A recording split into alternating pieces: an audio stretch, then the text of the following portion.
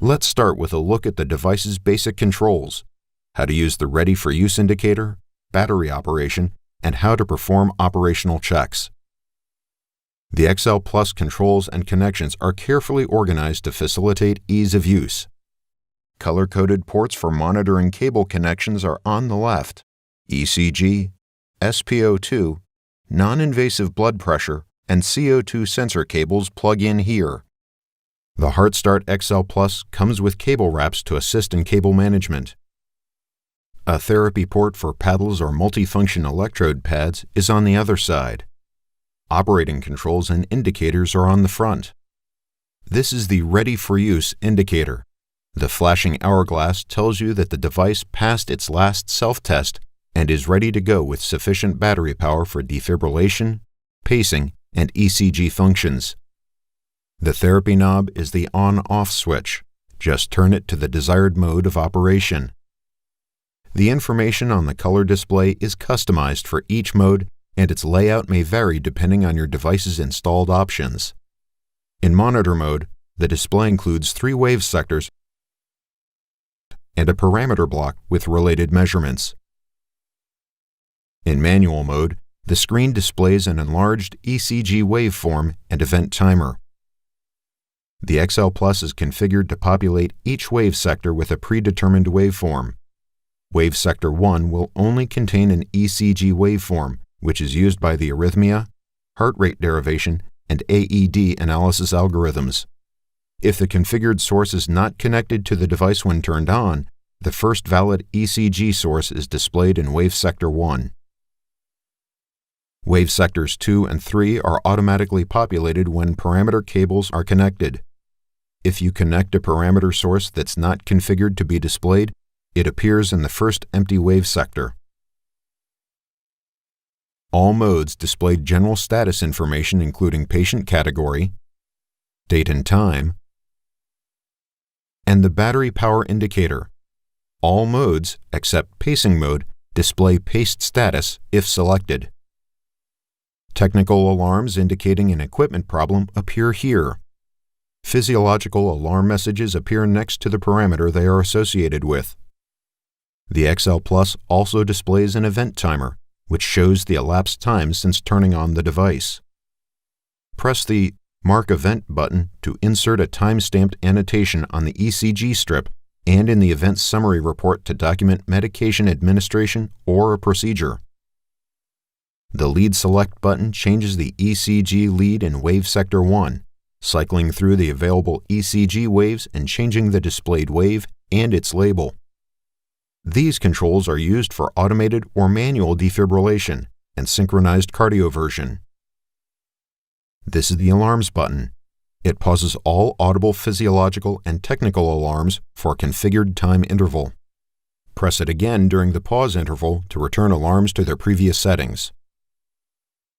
Press this button to activate the Reports menu, where you can print either an event summary or trends report. Press the Print button for a continuous printout of the primary ECG and a second wave with event annotations and measurements. To load a new roll of printer paper, open the printer door by pushing on the latch. Remove the empty paper roll by pulling up on it.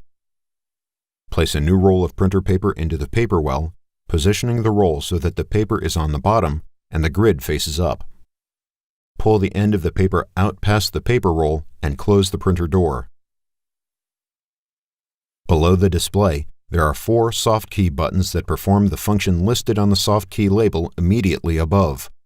The button labels change according to the function you are performing. Press the Menu Select button and a menu appears to provide access to additional functions. Press the up or down navigation buttons to scroll through the available choices until the desired selection is highlighted. Press the Menu Select button again to confirm the highlighted selection. The top of the HeartStart XL Plus consists of a handle and the optional external paddles. The XL Plus paddle set can be used on adult, child, and infant patients. Both paddles have orange shock buttons that flash when the defibrillator is charged, and the sternum paddle has a patient contact indicator light that lights green once proper skin contact is made. The USB data port allows you to save data for transferring patient information or to import configurations and new software revisions. The XL Plus is powered by a rechargeable lithium-ion battery. The compartment on the back of the XL Plus houses the battery. To install the battery, align the lithium-ion battery in the battery compartment with the arrow on the battery tab pointing up. Insert the battery until you hear it click into place. Here is the AC power connection. Connect AC power to charge the battery. Once connected, this indicator lights to tell you the battery is charging. This screen icon indicates the presence of a battery. As the battery drains, the icon displays incremental charge levels. An X in the icon indicates no battery. To assess operational performance and alert you if a problem exists, the XL Plus routinely performs automatic self-tests. The results of the tests are reported through the Ready for Use indicator and messages when you turn the device on. The blinking black hourglass symbols indicates the shock, pacing, and ECG functions of the device are ready for use and sufficient battery power is available for device operation. A blinking red X and a periodic audio chirp indicate either a low battery condition or no battery is installed and the device is running on AC power. The device can be used, but its operation time is limited. If a battery is inserted and charging, the audio chirp is not present. A solid red X and a periodic audio chirp indicate a failure has been detected that may prevent the delivery of defibrillation therapy, pacing, or ECG acquisition. A solid red X without periodic audio chirps indicates either there is no power available or the device cannot power on. If, after power is supplied, the indicator reverts to the blinking black hourglass symbol, the device is once again ready for use. To supplement these automatic tests, you should perform shift checks and weekly shock tests or operational checks on the device. The American Heart Association recommends completing a shift check at the beginning of each change in personnel to help ensure that defibrillators are ready when needed. Philips provides a checklist to complete a shift check on the XL Plus, including the Ready for Use indicator and related accessories and supplies. You must make sure that the XL Plus is not connected to a patient when performing an operational check. To perform the operational check, turn the therapy knob to Monitor. Then press the Menu Select button. Using the navigation buttons, select Other, Operational Check, Run Op Check, and press Menu Select. This message lets you know that you are exiting from all clinical functionality and entering a test mode. Select Yes to leave clinical mode. Then press the Menu Select button to start the check. Be sure to connect all cables and accessories, as instructed on the display, prior to running the operational check.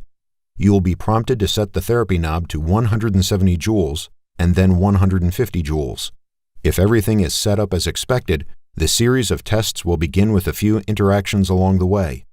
If not, you will be prompted to correct the setup, proceed with a test based on the current setup, or exit Op Check. As each test is run, the message window In Progress displays.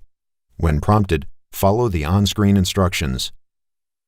You are given a pass or fail indication upon completion of each test. When the Op Check is done, a report is printed automatically if configured. The first part of the report lists test results. The second part lists additional checks you should do to make sure that you have the necessary supplies and accessories and they are all in good working order. For details about these additional checks, consult the instructions for use.